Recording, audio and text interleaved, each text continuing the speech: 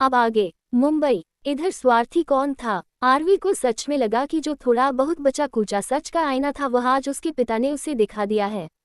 वही वैशाली की माँ एक बेशर्म औरत थी जिसने एक शादीशुदा आदमी को बहकाया, और उसके पिता भी, जिन्हें एक पति और एक पिता के रूप में अपने परिवार की जिम्मेदारियां का एहसास नहीं था। उनका सच्चा प्यार दूसरों की दर्द देता है। क्या वह सच में स्वार्थी थी? तभी मिस्टर शर्मा की आवाज आरवी के कानों में पड़ी। आरवी, वही आरवी जिसका सिर नीचे था। क्योंकि उसकी आंखों में अपने पिता की बात सुनकर आंसू आ चुके थे, उसने अपने आंसू भरी आंखों से अग्निव को देखा।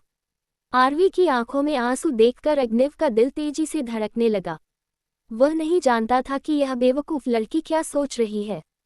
जो लड़की मेडिसिन लगवाते टाइम नाक भान सिकुड़ कर रोती भी नहीं है, एक फोन कॉल आ जाने से वह आंखों में आंसू भरकर उसे देखती है, मानो जैसे वह रोने ही वाली हो। ऐसा क्यों? अग्निव ये ही सब सोच रहा था। अग्निव ने उसके फोन पर नजर डाली जो अभी भी चालू था, लेकिन उसे स्क्रीन पर नाम शो नहीं हो पा रहा था। आखिर कौन हो सकता है कॉल पर? क्या उसकी बहन? नहीं भाई, भाई होगा तो वह ऐसे तो रोएगी नहीं। तो क्या इस लड़की का बॉयफ्रेंड, जो शायद इसके साथ ब्रेकअप करना चाहता हो, तभी यह रो रही है? अग्निव खुद से ही बोला, और यह सब सोचकर अग्निव को गुस्सा आ रहा था। क्या सच में इस लड़की का बॉयफ्रेंड है? पापा, आरवी ने अपने आंसू छुपाते हुए ठंडी मुस्कान के साथ कहा। जैसे ही यह शब्द आरवी के मुंह से निकले, अग्निव ने अपनी आंखें मूंद ली और एक गहरी सांस लेकर अपनी आंखें खोलकर उसने आरवी को बिना किसी एक्सप्रेशन के देखा। फोन पर मिस्टर शर्मा की ठंडी आवाज आए, अब तुम कहाँ पर हो? आरवी ने बिना किसी एक्सप्रेशन के सच बोलते हुए कहा, मैं अभी हॉस्पिटल में हूँ। कौन सा हॉस्पिटल? मिस्टर शर्मा को अच्छे से पता था कि उसकी प्यारी बेटी वैशाली को साथ क्या हुआ था। इससे पहले कि आरवी उनकी बात का कुछ जवाब दे पाते, मिस्टर शर्मा ने तुरंत आरवी को ऑर्डर देते हुए कहा, जितनी जल्दी हो सके मुंबई के प्राइवेट हॉस्पिटल में आओ। तुम्हें कोई भी चोट लगी है, बॉडी चेक करना है, सब यहाँ पर हो जाएगा। अपने पिछले जिंदगी से सबक सीखने के बाद आरवी को अब अपने पिता से कोई उम्मीद नहीं थी। वह उसकी आवाज को बर्बाद करने के अलावा गलती से भी उसकी परवाह नहीं कर सकते। क्या मिस्टर शर्मा को लगता था कि उनकी सच्चाई जानने के बाद वह उनकी कोई भी बात मानने को राजी होगी? वह इतनी भी बेवकूफ नहीं थी। आरवी ने अपने दिल में सारे इमोशंस को मरने के बाद अपनी एक आईब्रो उठाई और अग्निव की तरफ देखा, जो उससे थोड़ी दूर खड़ा था। आरवी के दिमाग में कुछ आया और वह अग्निव के पास थोड़ा झुकती हुई मिस्टर शर्मा से बोली, मिस्टर मित्तल है मेरे साथ और वह मेरा ख्याल अच्छे से रख रहे हैं, इसलिए आपको इतनी परेशानी से गुजरने की कोई जरूरत नहीं है। मिस्टर मित्तल? मिस्टर शर्मा हैरान रह गए। उसने अपनी आवाज धीमी की और पूछा, क्या वह अभी भी वही है? वह यहाँ है, आरवी ने टेढ़ा मुस्कुराते हुए कहा। ये सुनकर मिस्टर शर्मा की आवाज अचानक एक्साइटमेंट से भर गई और उन्होंने एकदम से कहा, मिस्टर मित्तल को अपना फोन दो, मैं चाहता हूँ।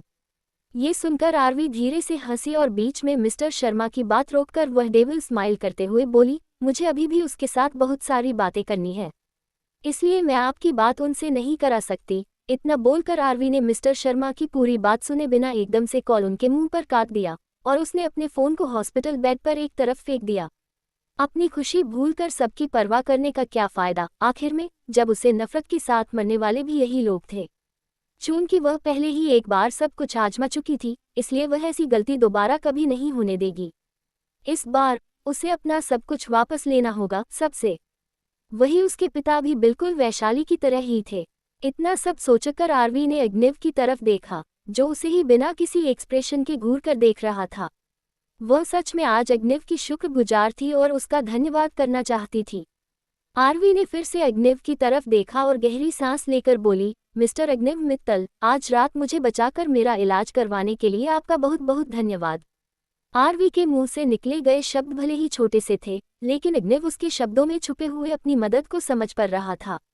शायद ये बिना आवाज किए दर्द सहने की उसकी मजबूती के कारण था, या शायद इसलिए कि उसने अभी अभी अचानक कुछ सोचकर और उसने अपनी आंसू भरी आंखों से उसकी ओर देखा था। अग्निव को अचानक इस लड़की के बारे में एक अलग एहसास हुआ। वह इस बात को लेकर बहुत क्यूरियस था कि आखिर ऐसा क्या हुआ था इस लड़की के साथ, जो इसने इतनी सी देर में अपने इतने सारे इमोशंस को बदल लिया।